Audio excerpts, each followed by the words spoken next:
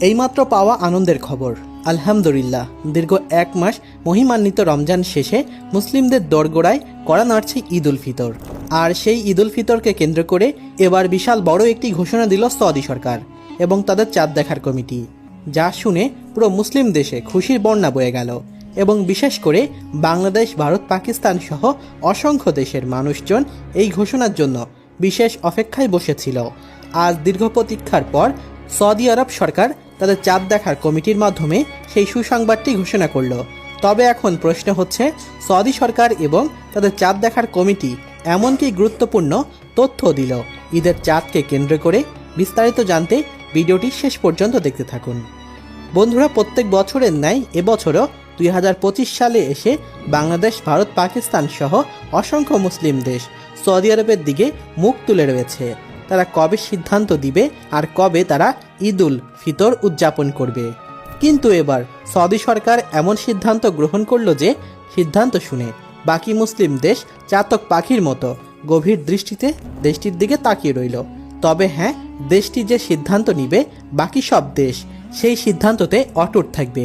এমনকি অনেক মুসলিমরা এটা মনে করে বসেছিল যে কবে সৌদি সরকার নির্দেশনা দিবে আর কবে তারা ঈদ উদযাপন করবে।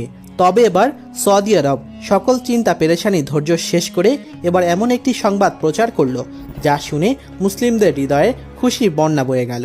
হ্যাঁ বন্ধুরা, যে খবরটি শোনার জন্য ভারত, পাকিস্তান, ইন্দোনেশিয়া, মালয়েশিয়া এমনকি বাংলাদেশ অপেক্ষায় ছিল, সেই সংবাদ প্রকাশ করলো সৌদি আরব। বন্ধুরা, আমরা সকলেই জানি সৌদি আরব সহ তার আশেপাশের দেশগুলো বাংলাদেশ, ভারত, পাকিস্তান থেকে একদিন আগে ঈদ উদযাপন করে থাকে। আর তাদের দেখা দেখি আমাদের দেশে একদিন পরে ঈদ উদযাপিত হয়। অর্থাৎ সৌদি আরবে যদি 29টা রোজা হয়, তাহলে আমরাও 29টা রোজা পালন করে ঈদের আনন্দ উদযাপন করি।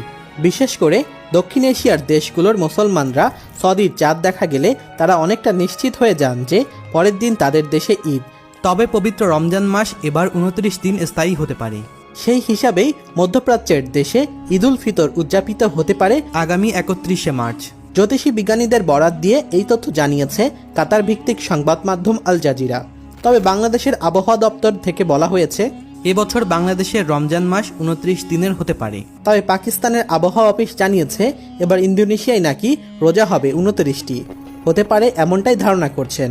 তবে যাই হোক, যদি এবছর 29টি রমজান হয় তাহলে আমরা মনে করব আল্লাহ তাআলার বিশেষ নেয়ামত আমাদের উপরে। আলহামদুলিল্লাহ।